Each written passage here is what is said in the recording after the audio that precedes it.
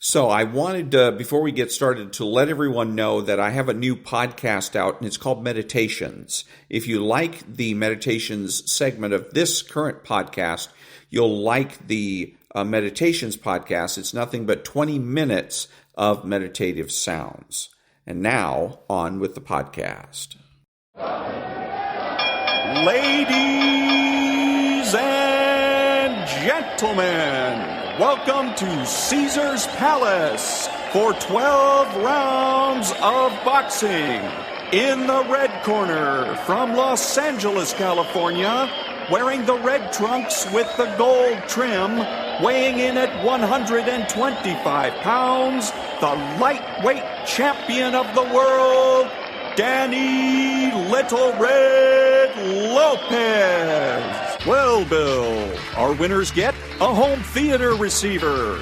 That's right. Experience the full potential of high-definition video with this 72-channel digital home theater receiver from Yamaha. But wait, that's not all. They also get a 5.1-channel surround sound system from Mirage. With 5 palm-sized speakers and a compact subwoofer cube, the MX 5.1 brings you huge immersive sound with Mirage's omnipolar technology. All from the Spiegel catalog, Chicago, Illinois, 60609. And they're taking closer order as down the stretch they come. Mr. Hot Stuff has 3 lengths to make up with chocolate candy last. On the rail, take the points behind that gallant son with chocolate candy gaining on the outside. In the lead is Pioneer of the Nile being tackled by chocolate candy. They're neck and neck as they come to the wire. And Pioneer of the Nile holds off chocolate candy and wins the Santa Anita Derby. And now, on your feet, time to greet holder of 14 NBA titles, your home team, your Los Angeles Lakers. Number 3 at 6'8", 5th year out of UCLA, playing forward, Trevor Ariza. Starting at center, number 17 at 7 feet, 4th year out of St. Andrews High School, Andrew Bynum.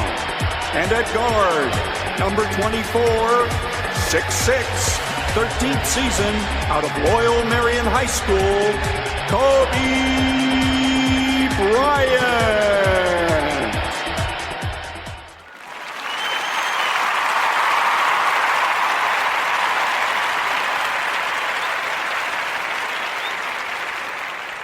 Let me ask you white people this. When you guys go over to China, do you guys change your names to fit in? Like to suck some? Suck some Johnson, if you will? It's just a thought to ponder on your way home. Good morning. It's Saturday, Rules Saturday, July the 19th, and this is The True Conservative. Welcome to all the butchers, bakers, and candlestick makers out there. I'm Ron, your host, and the only true conservative in the United States today. So today, after the Serenity Prayer and the patriotic song of the day, we will have no free lunch, effective interpersonal communications, rules for retrogrades, the sovereign child, motivation, meditation, and rules for patriots. All that and more when I get back.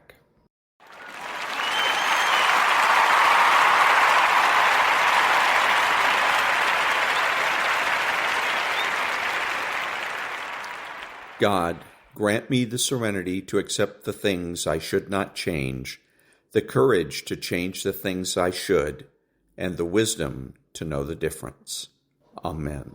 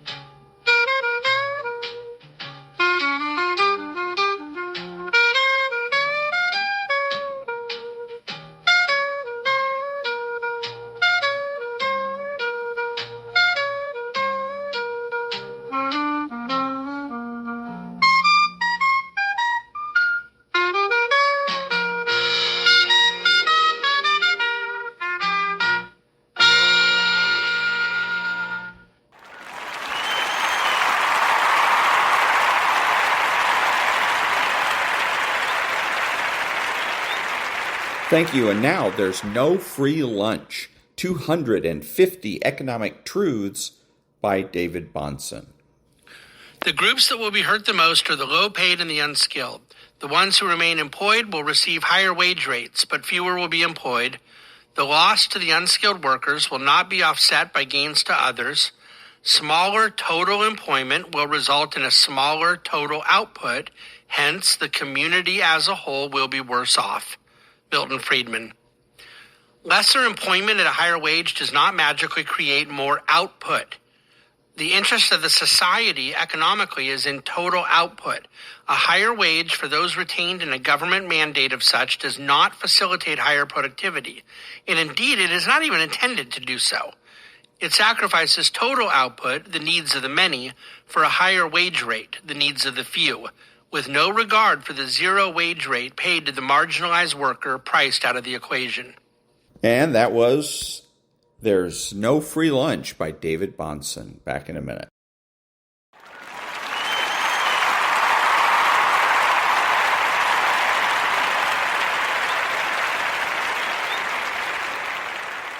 Good morning, and now from a book called Effective Interpersonal Communications, Method 22, Ask Them What They Want.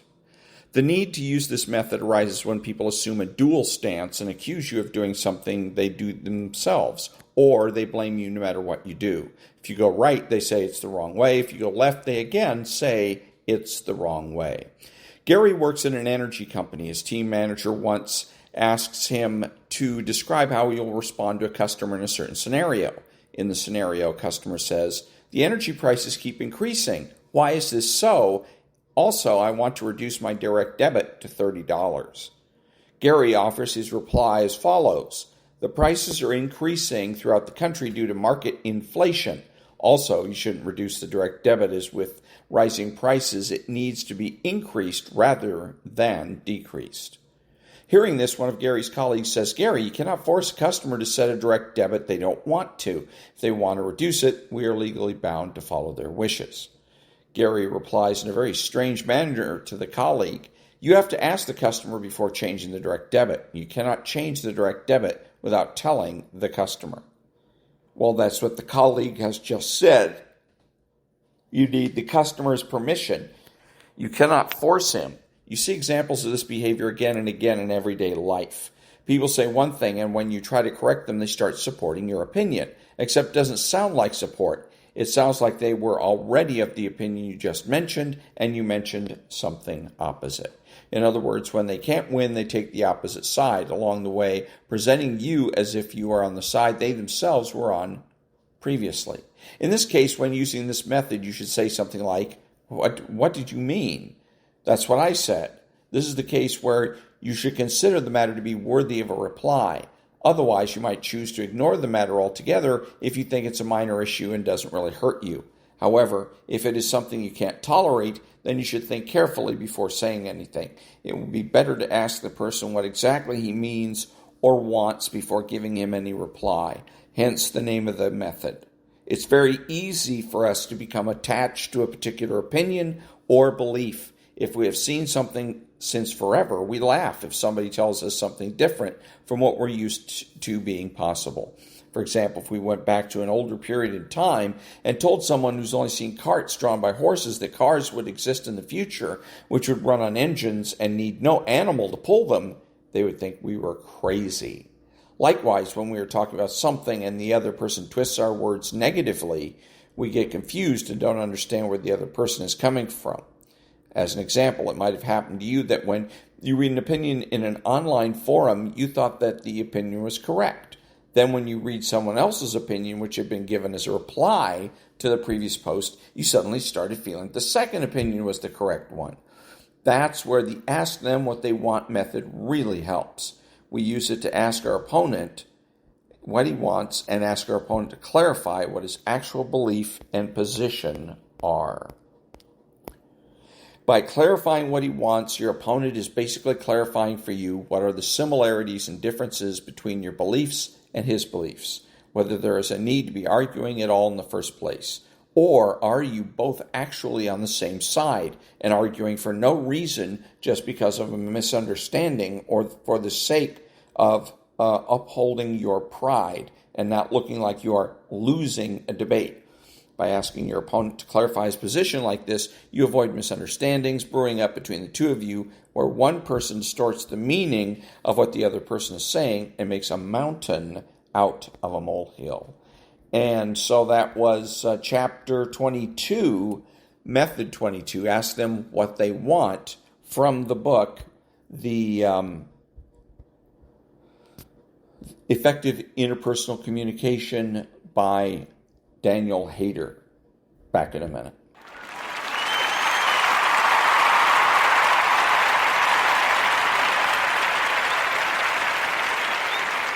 Thank you. And now, rules for retrogrades. Rule 2. Conservatism is inherently Christian. Intellectual conservatism is inherently Roman Catholic. In America specifically, conservatism's guts have been Protestant, but its brains must be Catholic. It is true in Western civilization generally. This is because Aristotle and St. Thomas Aquinas, together with the Christian scripture and tradition, informed the unique basis of all that's good in ancient and medieval Europe, which created Western culture. The retrograde needs to be aware of this and spread the message. The best of American values and Western triumphalism reduces to the teachings of Aristotomism. Aristotle lays out the sine qua nons for Western anthropology, justifying the interaction between man's free will, habit, virtue, politics, and culture.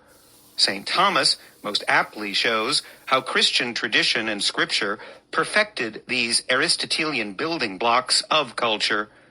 Goodies like natural rights and limited government emanate uniquely from this source. But in recent centuries, Aristotle and St. Thomas deliberately have been robbed of their due credit. On the right hand, the Reformation rejected this Aristotomist basis for Western culture at behest of sola scriptura. On the left hand, the Enlightenment made the same dismissal, except premised upon anti-Christian scientism.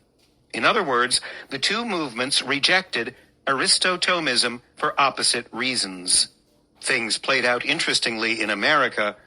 When their Protestant Enlightenment worldview came up wanting, the American founders and colonial and antebellum American culture secretly drew heavily on Aristotomism, while unabashedly denouncing Aristotle and Thomas. These two figures are basically the American retrogrades' dark knights, gathering all the unique blame and none of the due credit. All republics live out a three-phase life cycle. First, breaking the old regime, and then making the new regime, and finally, staking the new regime in the culture. Aristotomism proves indispensable for all three phases. This is seen in American history specifically and in all republics generally. Breaking the old regime. In 1776, the Declaration of Independence announced the breaking of the English rule over the American colonies. In the American Republic, before it was even technically a republic, founders such as Thomas Jefferson and John Adams secretly drew on a Thomist natural rights tradition. Footnote: the natural rights tradition includes thinkers like Robert Bellarmine and Protestant political thinkers who drew on Bellarmine and Aquinas. End of footnote. Thomas Jefferson and John Adams secretly drew on a Thomistic natural rights tradition in formulation and defense of the Declaration of Independence. Although the young colonies were peopled by Protestants outwardly hostile to Thomism, the natural rights of the Declaration proved to be unimaginable and incoherent without Thomas Aquinas's arrangement thereof. Making the new regime. In 1787 and 1788, the drafting and ratifying of the U.S. Constitution memorialized the making of the new American regime, premised upon the violations of American rights enumerated in the previous decade's Declaration. Framers of the U.S. Constitution, like James Madison, recognized that natural rights in republics were best secured by localism, a principle derived from the Catholic concept of subsidiarity. Once again, this Republican desideratum came from the overlooked or maligned lineage of classical thinkers such as Aristotle, Thomas Aquinas, Robert Bellarmine, the Spanish theologians of the school of Salamanca, and Montesquieu. Madison and the framers called the concept federalism, not subsidiarity, although it proves to be a simple Reformation Enlightenment reproduction thereof. Staking the new regime in the culture. All the American founders and framers agreed that a good new constitution accomplished nothing without implantation within a virtuous political culture. In other words, the real life of a republic is lived after its foundational documents have been ratified. The baton, as it were, needed to be passed from 1770s revolutionaries and 1780s constitutionalists to the everyday American of the 1790s and thereafter. Yet even within a Protestant citizenry, this required all the marks of a Catholic people: virtue ethics in the populace, a Christian humanism based upon a sacramental order, a family economy, and a science and technology sector based upon Aristotelian realism. All these elements of culture required a Thomistic view of the human person, even as the young republic technically rejected the church's insistence upon it. While ecumenical conservative values can be broadly construed as Christian without contradiction, now busted is the tired old myth about the congruity between Puritan political acumen, which denies outright the possibility of liberty and virtue, and American values. The more specifically one wants and labors to ascribe American values to Protestantism, the more vigorously he must be rebuffed. This task falls to the retrograde, as he disabuses misinformed Americans of their political and cultural misconceptions. He replaces Puritanism with Aristotomism as America's intellectual lodestar. Finally, the retrograde must understand that small government can't be accomplished within a morally pluralistic society or over large land masses. Small government requires small spaces with alert, active, virtuous, retrograde citizens prepared to organize themselves in an equal and opposite way to the demands of Saul Alinsky. And that was Rule 2 from Rules for Retrogrades, 40 Tactics to Defeat the Radical Left by Timothy J. and David R. Gordon. Back in a minute.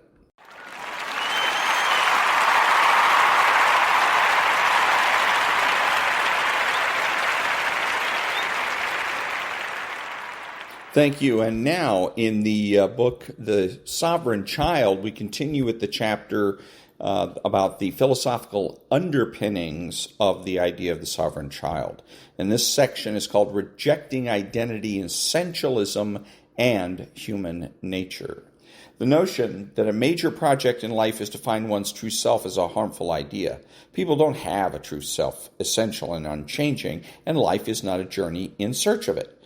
Popper's epistemology shows why. A true, essential, and unchanging self would represent an ultimate truth, one that can't be altered or improved upon.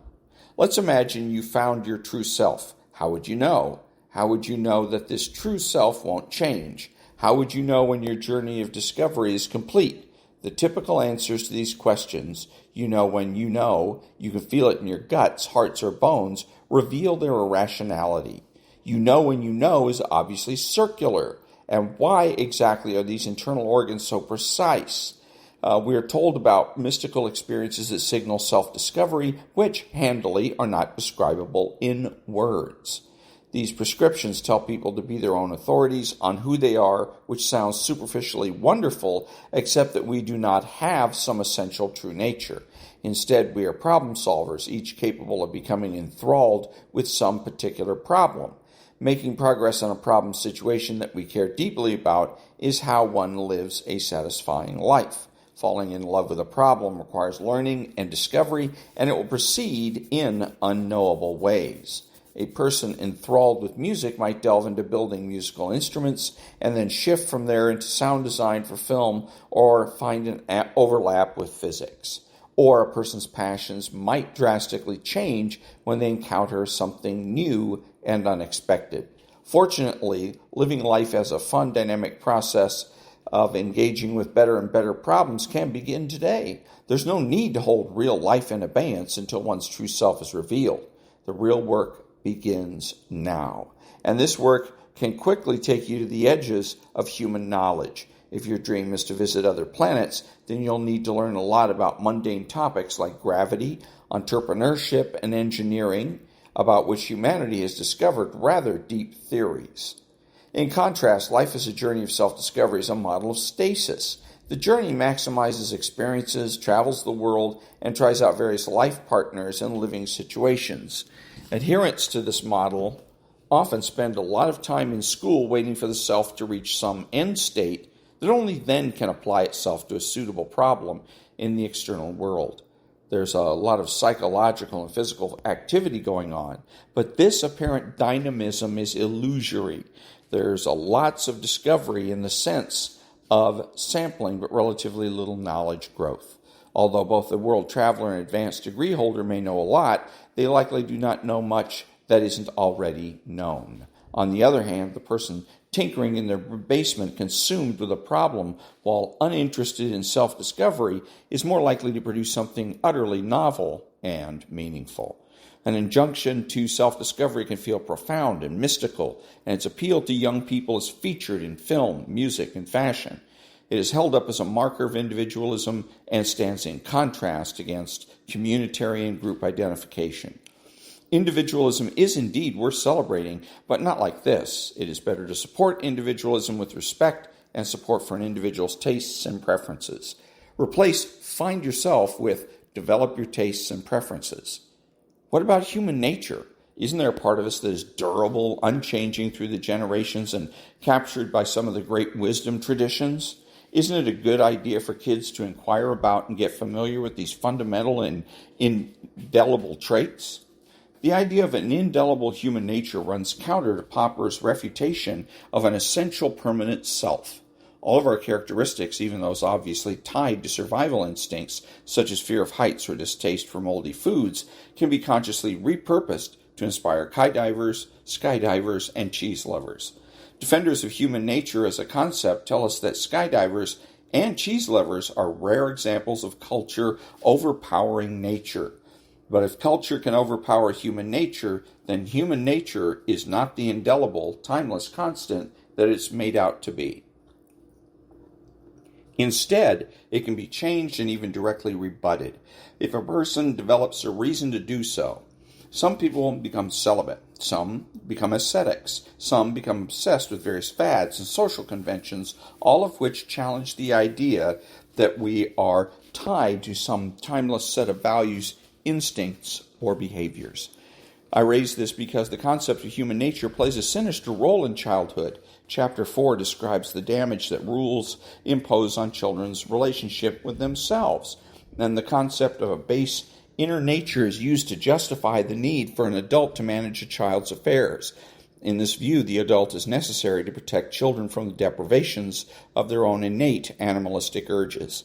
As a child grows, they need to develop their own internal control mechanism that can contain and constrain their nature. Until that mechanism develops, the parent is morally required to keep the child's human nature in check. Today, the need to control human nature is reified in psychology and neuroscience by the way of the function of the brain's frontal lobe. The argument is that the frontal lobes of the brain constrain impulses and are essential for applying the restraint and inhibitions necessary to make good judgments. The frontal lobes aren't fully developed until one's early 20s, and so many psychologists provide a supposedly scientific reason not to take people seriously until then. But if this science settles the matter, then why is it so common for some adults to be in the thrall of their impulses way past the point at which their frontal lobes have developed? And why is it so common for some teenagers to demonstrate enormous restraint in such areas, and sometimes in most areas of life? A teenage ball player can be discriminating in when and how they pass the ball and not simply kick at it single-mindedly. A teenage musician can be discriminating in when and how to play the right notes and not just bang at the keyboard. And teenagers often excel at navigating social situations with grace and courteousness. In each of these situations, the teenager has learned restraint as a byproduct of learning about the subject at hand. They have reasons for making judicious choices, and they make them joyfully without internal conflict. There's no battle with human nature. There's simply the acumen that comes with understanding. Restraint is not about containing urges. It is about having reasons to do something else. We don't have a flawed human nature, an inner brute in need of control. We instead have many competing ideas about what to do next, including desires for quick gratification as well as for long-term goals. The way to select the best choice is to compare the reasons for these choices, not to blindly and forcibly reject those we label as brutish and declare war on them. And that was the section called Rejecting Identity, Essentialism, and Human Nature. And my response to it is, since he failed to provide any, he didn't back it up in any way, shape, or form. He didn't produce any evidence or proof that what he's telling us is true. That everything he said was an arbitrary claim, to which I respond, so what? Next week, the section called Why Children Are as Special as Adults. And that's from The Sovereign Child by Aaron Struppel. Back in a minute.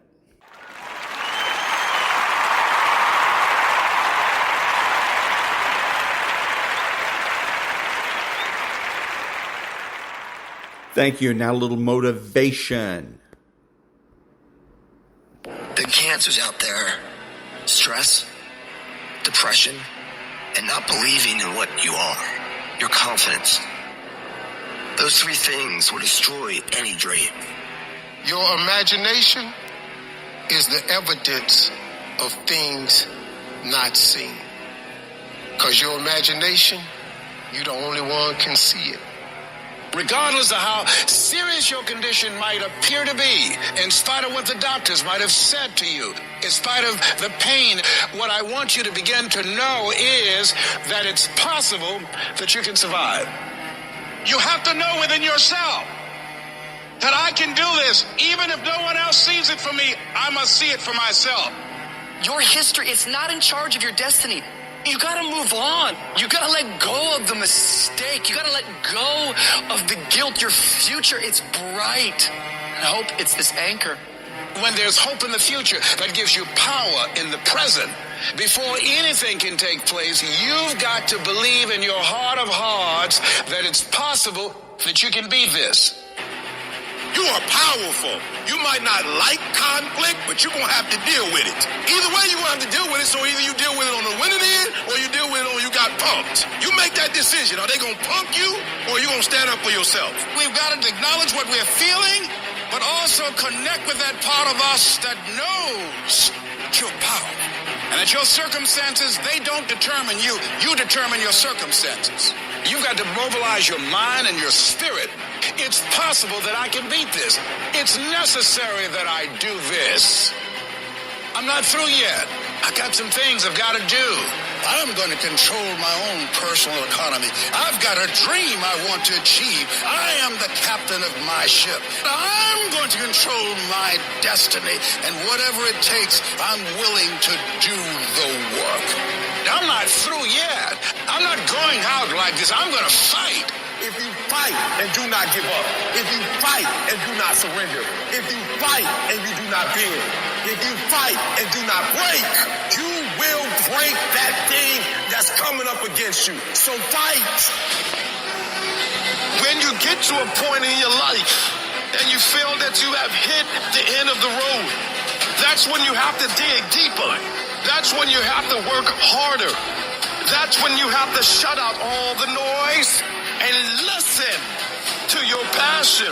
Listen to your heart. When it boils down to it, I'm a go-getter, and I'm a flat-out go and get it. And nothing will not stop me from getting it. I'm going to give everything I got to everything I'm involved in because that's just the way I'm cut. You don't have to give me a reward for it. That's what I'm supposed to do. That's how I'm supposed to rock, and that's how I'm supposed to live my life. No, I'm going to live my life a certain type of way because this is the standard of excellence that I should possess. It had nothing to do with the outcome. That's just how I'm cut. I'm going to go get it because I'm built for it. Let the other guys quit. Let him quit. Let him go. Let him get out of the game. When it gets hard and you're tired, you want to just quit and give out, they're getting tired too. You know what I love? Who's going to quit? If you make a choice right now that I will never quit, what I want, what my goals are, what I'm after, what's being successful and me being happy means to me, that's what I want, I'm not going to quit till I get that. Ever. I will never quit, and then I'll protect it until I die and keep elevating. If you'll make this decision right now, you will be unstoppable. You will be unbeatable. And I don't care how many times you fail, you will get to where you want to go. Let the other guys quit. You keep going. You keep trusting. You keep believing. Learn to walk alone sometimes. To be strong when you need to be strong. To understand that not everybody will be with you. Stop looking for other people to lift you up. When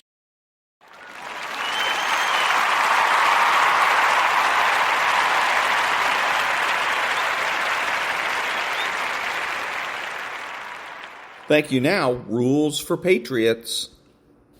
Chapter 8, Commandment number 7. Define your opponent before they define themselves, and define yourself before your opponent defines you. Say there's this girl you're really interested in, and you really want to meet her, but you're too nervous to go up and introduce yourself. So you ask your worst enemy to do it for you. I mean, he's attracted to her as well. He proceeds to tell her about this guy he knows that's interested in her, piquing her curiosity. Tell me about him, she says. Is he cute? Define cute, he replies. I wouldn't say he's hideous, but he's certainly nothing special. Granted, you're not exactly Ryan Reynolds or George Clooney, but you didn't have a problem getting a date in high school back in the day. Is he athletic or normal size, she asks. Translation, is he morbidly obese? Sure. Now that you're a little older, you're not as lean and mean as you used to be, but you're still in pretty decent shape for your age. Dude could stand to lose a few pounds, is how your enemy describes you to her. Now the girl is grasping for any initial reason to pursue this further.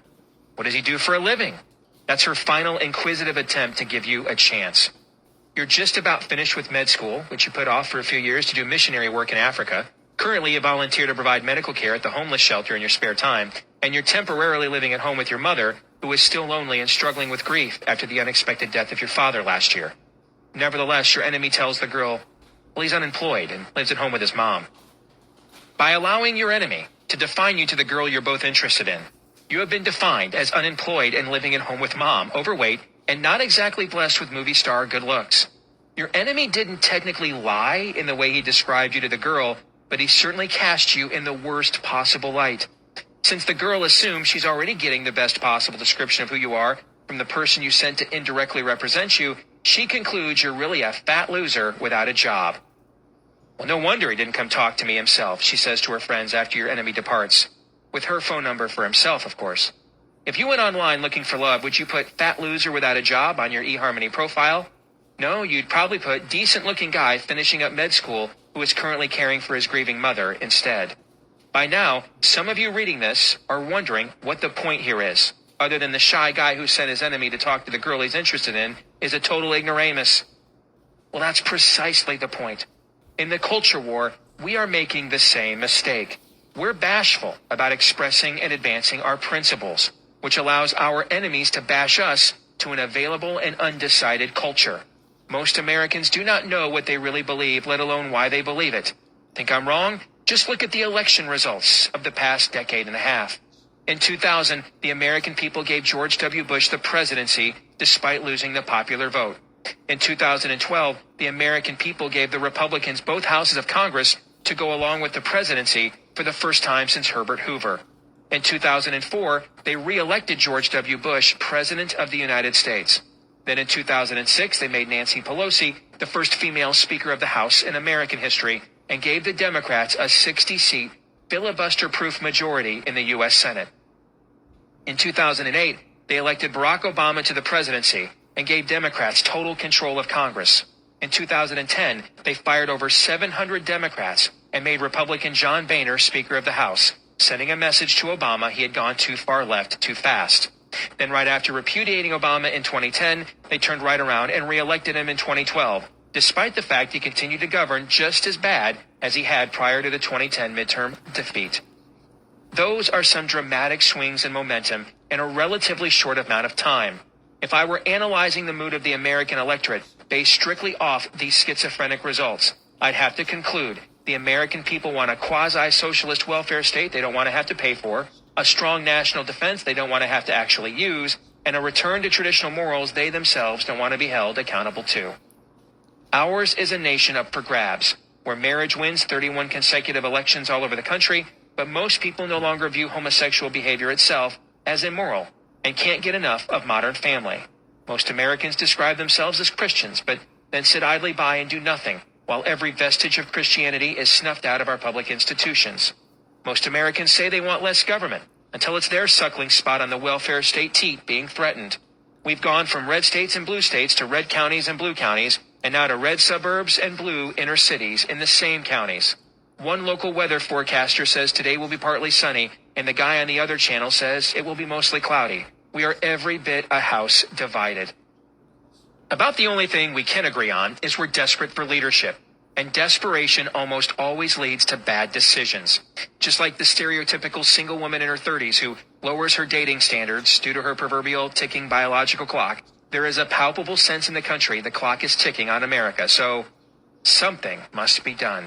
I believe that sense of desperation, more than anything, is why we've seen such a schizophrenic voting pattern in the 21st century. We're basically trying anything to see what works. It's the political equivalent to grasping at straws or casting lots. We're one step away from just determining public policy via Powerball. Aside from the hard left that wants to turn America into a Western European-style socialist democracy, most Americans are unsure of what they want. But after looking at what the leadership in both parties serves up, after we empower them, meet the new boss, same as the old boss, we know what it is we don't want. In 2009, a friend of mine gave me some internal polling done for the Inside the Beltway Republicans about the mood of the American electorate heading into the 2010 midterms. If I could sum up this report in one sentence, it would be this: the American people don't like the Democrats, and they don't trust the Republicans. I think the same largely remains true today. It used to be younger generations who had yet to face the real world were too idealistic, but now the exact opposite is true. The younger you go in America, the more cynical you get, as generations that have never been taught the traditional American view of law and government, let alone history, become increasingly nihilistic. Just look at the video games they play, where the car thief and the assassin are the heroes. Altruism and absolutes are considered archaic. For 50 years, Superman was America's comic book secular messiah.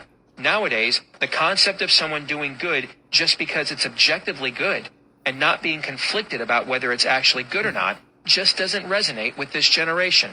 So Batman, the damaged vigilante who tightropes the razor's edge between light and dark, he's the alpha supermale instead. Now maybe it's just me, but I actually see this as a tremendous opportunity for us. A theologian by the name of D.A. Carson observes that truth in a culture tends to work in a 3-generation cycle. What one generation believes, the next generation assumes, and the third generation rejects. Obviously, the truth that Carson is specifically referring to in his philosophical study is the gospel. But since the gospel played such a pivotal role in the making of America in the first place, it could be argued his analysis applies to our current cultural condition as well. The greatest generation was the last one to truly embrace the foundational framework of the American way, e.g. personal responsibility, rugged individualism, American exceptionalism, etc. The next generation, the baby boomers, immediately began to splinter. Some formed what David Horowitz describes as the New Left, thus sparking the so-called culture war. The majority of that generation, Republican and Democrat, just assumed the beliefs of their parents in the greatest generation. But it only takes one bad apple to ruin the whole bunch. With most of the baby boom generation on cruise control, the New Left takes over the leadership of the Democrat Party and also takes control of most of the media, pop culture, and education infrastructure in the country. Now the third generation, adults my age and younger, have all but rejected what their grandparents believed to be true. While that means we're culturally holding on for dear life here in the short run, if we can hold on long enough and play our cards right in the long-term future, there is a potential for a major American Renaissance revival here. The emerging generation is poised to begin the 3-generation cycle all over again. The only question is, what meta-theme or transcendent truths will they embrace and pass on from here? We've got a shot to restore the Republic, but we've only got one shot. In light of that, I've got some good news and some bad news. The good news is that emerging generation is all but a blank slate, believing in nothing. The bad news is we're not currently equipped to fill in the blanks for them. We're now the counterculture, and the left is now the man keeping them down. It's becoming passé to have sex with anything you want, short of a car battery, getting stoned every day that ends in Y, and knowing nothing. That used to be cool and considered some existential statement about refusing to be a cog in the machine, but now it's a cliche. Even raunchy comedy movies like Knocked Up have an underlying theme paying homage to some vestige of the Judeo-Christian moral ethic. If you want to challenge the status quo in this era, you get and keep a job, pay your own way, stay married to the same person from the opposite gender until one or both of you die, have a lot of kids, and go to church. In other words, the 1950s is now considered edgy. The more hopeless it becomes, the more conditions on the ground in this culture are ripe for revival. Human nature craves complacency. As someone that has lost almost 100 pounds, I can personally vouch for this. I could talk all I wanted about getting healthy, but only when I was sick and tired of being sick and tired did I truly commit to the change that kick the can down the road, we will. Along those lines, when faced with national fiscal insolvency, a generation's basic survival instinct takes over. This explains why Ron Paul, an almost octogenarian whose quirky stage presence makes Ross Perot look like Cary Grant, was one of the only Republicans in America successfully wooing young voters when he retired in 2012, despite the fact several of his domestic policy proposals are perhaps the most radically right-wing in the GOP. Those younger voters are looking at a bleak future and are rejecting the premise they have an obligation to accept the burden of the previous generation's inability or unwillingness to practice self-control or govern itself. On the other hand, elderly voters who belong to AARP no longer buy green bananas, let alone worry about what shape the country is in 20 years from now. They're voting based on maximizing their welfare state cash value now. However, we will not be able to reach this emerging generation and position this country for a long-term rebound without obeying the 7th of my 10 commandments of political warfare. Define your opponent before they define themselves, and define yourself before your opponent defines you. Almost all of the terminology we take for granted our culture has redefined, to the point the emerging generations are ignorant of what we're talking about. They have become living, breathing examples of the Hegelian dialectic, which is when the thesis, the argument, and its antithesis, counter-argument, end up merging into a synthesis, the narrative, and they become virtually indistinguishable from one another. I see this when dealing with the liberal media, whom I've had a lot of interaction with the past couple of years as someone interviewed on presidential politics frequently. Older liberal reporters are Watergate-era ideologues, naturally suspicious of conservatives and Republicans. However, when I've dealt with younger members of the liberal media, I see a completely different level of bias. While their elders have rejected what conservatives believe, the next generation is totally ignorant of it. They have been so indoctrinated into a secular progressive worldview that the idea of someone like me, who can articulate a cogent thought and still believe Jesus Christ physically rose from the dead, just doesn't compute. I am a foreign concept to them. They talk to me inquisitively, almost like they're saying, wow, these things do exist, and we get to observe one of them in its natural habitat. Let me provide three examples. Older liberal media use the term pro-choice to describe those in favor of child killing. Younger liberal media now uses the term reproductive freedom. Older liberal media use the terms gay marriage or same-sex marriage to describe two people of the same gender committing to a monogamous relationship and having it recognized by the state with the same prominence as marriage. Younger liberal media now uses the term marriage equality. Older liberal media used phrases like making the wealthy pay their fair share to play class warfare. Younger liberal media now goes straight up socialist with the term income equality. Younger liberal media uses phrases that leave no room for discussion, let alone debate. They are operating under the assumption that those questions have been settled, so considering other points of view is unnecessary since there aren't any that are valid anyway. I've had many of them flat out tell me I forfeit my right to free speech and religious liberty if I disagree with redefining marriage, since I'm now a bigot and bigots don't have rights. This, of course, is extremist language coming from those who call us extremists. Since conservatives have spent a generation retreating from the arena of ideas to form holy huddles in our own little enclaves of the already initiated, we have forsaken an entire generation to be indoctrinated by anti-American, anti-Christian leftists who clearly know what they're doing. The emerging generation hasn't rejected the American way because it hasn't even considered it. We've stopped competing in the arena of ideas, so we've left them with no choice but to accept the synthesized narrative, or the Hegelian dialectic, that they have been sold in government schools. Thus, they believe the Constitution calls for the separation of church and state, there is no such thing as transcendent truth, and moral absolutes don't exist. So if we're going to engage this emerging generation, we're going to have to define our terms and ourselves clearly and explicitly. If there's one of our tactics that needs a complete overhaul, it is this one. We're still speaking Betamax and VHS, and the culture, especially the emerging generation, is speaking Blu-ray. One of the best books on this subject I've ever read is Beyond Belief to Conviction by Josh McDowell. McDowell talks about how terms that used to have a consensus definition in past generations now mean totally different things. The best example is the term tolerance. Tolerance used to mean, hey, I may not agree with you and what you're doing or what you believe, but as long as you're not doing anything illegal and your business stays your business, then it's no business of mine. But now tolerance means you must accept, validate, and then participate in everything I am doing that is not illegal, and not only must it be your business, but your children's business as well. That's just one example of how we have lost the language here. In this media-driven age of mass communication and social networking, he who controls the language has control. Even our attempts to combat this have been ineffective. For instance, in a misguided attempt to appear culturally relevant and sensitive, the past generation of conservative leaders created their own code words like traditional values to avoid saying Judeo-Christian or biblical. In other words, they redefined their terms to appease their enemies. Ironically, these code words are actually more offensive than the real words.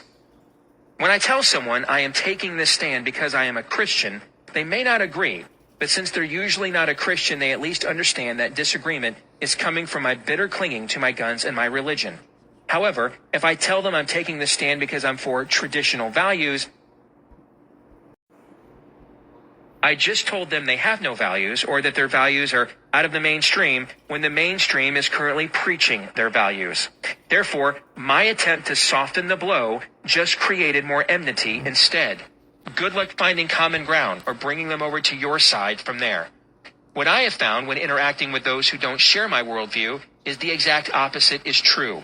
The more I clearly define what I believe and why I believe it, the more credibility I develop with them, and the more willing they are to engage me in the arena of ideas, provided I do one thing. I must apply my standard consistently. Let me repeat that for emphasis. We must apply our standard consistently. Translation: the Bible and the Constitution must be equally applied to Democrats and Republicans. Since we are no longer a silent majority in this country, we cannot just continue to subjectively admonish Democrats and provide Republicans political exoneration for their violation of the laws of nature and nature's God and expect to get our way on Election Day. In this next phase of the culture war, we're going to need converts to our side. And in this day and age, no one wants to sign up with a bunch of hypocrites. If we want the culture at large to accept our truth claims, then we must have integrity in applying them. I define integrity as a consistency between right belief and right behavior, or long obedience in the right direction. Without integrity, there is no trust. Without trust, there is no relationship. Without relationship, there is no hope of getting others to see things your way. As the old saying goes, no one cares what you know until they know how much you care. The American people don't believe that we really believe these principles like limited government and Judeo-Christian morality that we're clamoring for all the time because they see our unwillingness to hold Republicans to the same standard as Democrats. They think all we care about is beating Democrats and not what's best for the country. Sadly, too many conservative groups have fed this stereotype. We have been defined as hypocrites, and every time we do something like spend 3 years scourging the evils of Obamacare only to turn right around and anoint the architect of its predecessor Romneycare our presidential nominee, we end up playing right along with their narrative. Another recent hypocrisy perfectly illustrates my point. In 2012, the Republican chairman of the Armed Services Committee said allowing homosexuals to openly serve in the U.S. military was a settled issue, and Republicans would not seek to repeal it. This after years of Republicans fighting the repeal of Don't Ask, Don't Tell, which is one of the few culture war issues John McCain has actually been willing to stand for. But now a Republican majority in the U.S. Congress won't seek to reassert the policy it fought against being repealed and hammer Democrats for. Then what was the point in the first place? Not to mention, if a Democrat chairman of the Armed Services Committee had said that every pro-family group in the country would have flooded my email inbox with fundraising calls to, quote, fight the liberals trying to impose their Hollywood values on the rest of us. We may view ourselves as conservatives, constitutionalists, and/or Christians, but the reality is we have allowed our enemy to define us as hypocrites, which is our own fault. Attacks are only damaging when they're true. Someone can accuse me of beating my wife all they want, but as long as she comes out and says it's not true, it says more about them than it does me.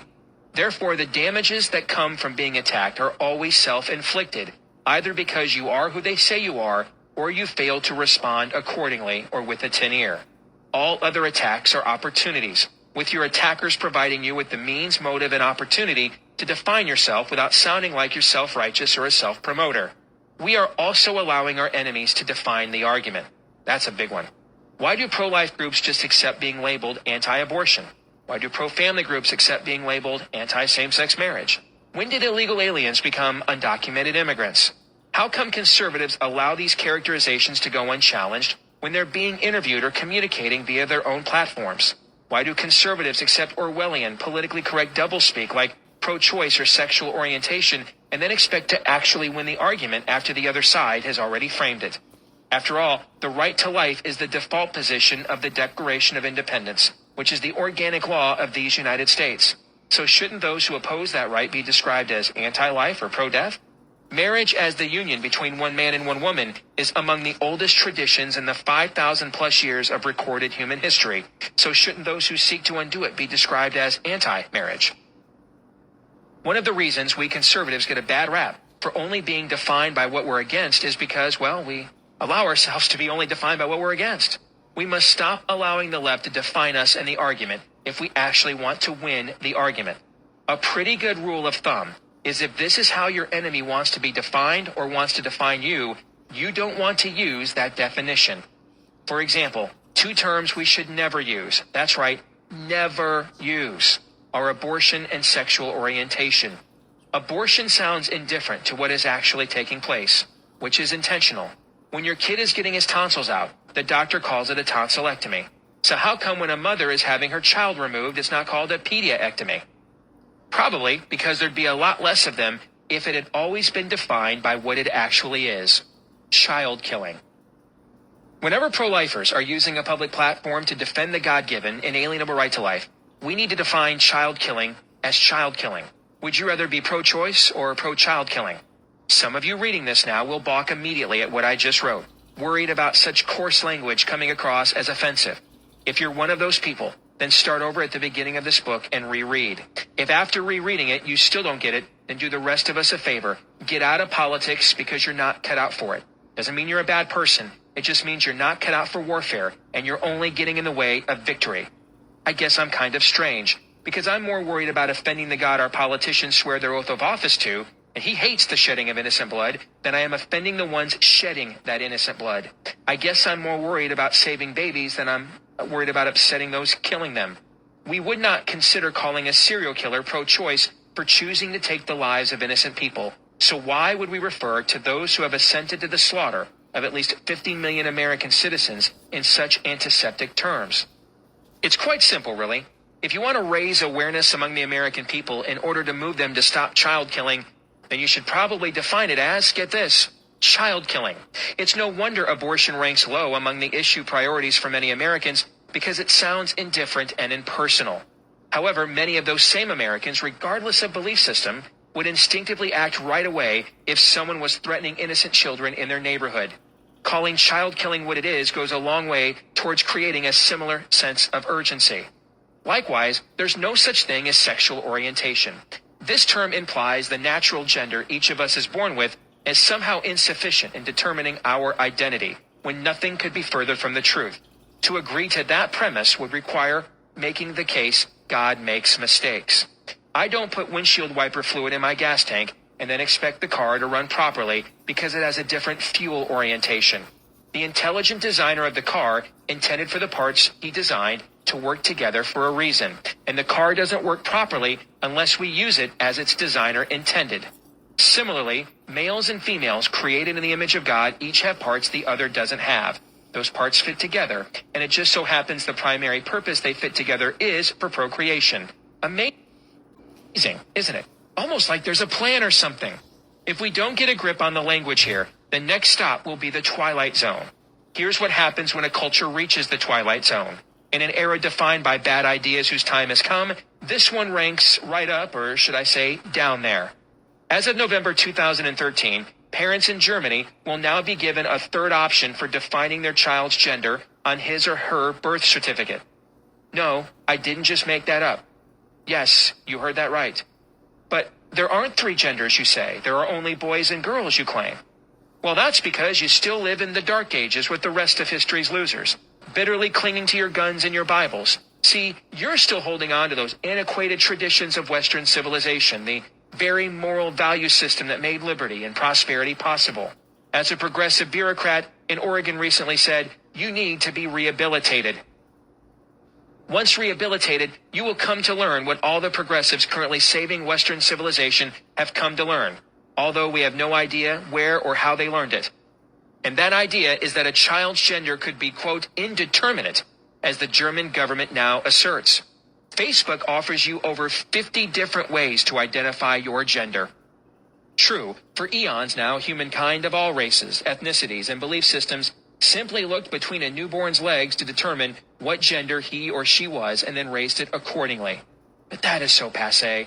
Just because we've been doing it that way for 5,000 years doesn't mean we should keep on denying such randomly evolved primates' quests for self-actualization. After all, who are we to judge? How can I possibly impose my definition of penis, vagina, male or female, on another human being? If there is no standard we're all ultimately accountable to, then there really is no standard at all, and everyone does what he or she sees fit. This chaos is what progressives describe as freedom. Granted, Western civilization has traditionally defined freedom to mean freedom from our sinful nature, to do what's right without government redefining right from wrong to suit its own status desires, and then to profit off of doing so. Thus we can pass on a better way of life to our gender-specific offspring than we had. But why hold on to cherished traditions that build the most successful human civilizations this side of Eden when we instead can trade it all in for a culture so indeterminate we don't even know what gender we are? If only we could get the progressive status to throw in $17 trillion in debt as well to sweeten the deal. I mean, wow, who would make that trade in a heartbeat? Can you shout Allah Akbar? I hope so, because it looks like you'll need to sooner rather than later. Maybe you don't think this is your problem. Maybe you think whatever doesn't impact your wallet is none of your concern. Except the very people peddling this dead sprint towards Gomorrah are the same people that steal from you in the name of compassion. So either way, you will be made to care. But why stop at the child's birth? We shouldn't impose a gender on a child ever. What blessed diversity that would be. Imagine gender becoming like an Almond Joy candy bar commercial from back in the day. Sometimes you feel like a nut. Sometimes you don't. But let's not overreact with one of those dreaded slippery slope arguments. I mean, it's not like we'll have kids in schools determining what bathrooms to use based on what gender they feel they are on a given day or anything. Oh, wait. They already are doing that as we speak. In the People's Republic of California, of course. If you want to save marriage and stop your children from being indoctrinated into believing that which God says is wrong is suddenly right, then don't accept the terminology of those doing that which you oppose. Previous generations that built this country didn't refer to someone's sexual orientation. They referred to someone behaving immorally, and so should we. Please note, the previous generations that built the country didn't have the systemic moral problems we currently have. So we would be wise to follow in their footsteps. Oh, and please stop using terms like same-sex marriage, gay marriage, or traditional marriage. There is only marriage. What's next? Referring to couples shacking up as pre-marriage? Everyone already knows what a marriage is, so accepting the premise that it can't be redefined or clarified by either side is allowing our enemies to define us. Since we hold the moral high ground, we should be defining them. Branding is so important in our culture. You may prefer Pepsi, but when you go to a movie or out to eat, your default is to ask for a Coke. Mindshare always equals market share. The power of the brand becomes embedded in the subconscious of our fellow Americans. And if that branding is done by the American left, we are doing ourselves irreparable harm in the long run by reinforcing it. Instead of reinforcing the left's branding, we need to introduce our own. And that was Rules for Patriots, How Conservatives Can Win Again by Steve Deese. Back in a minute.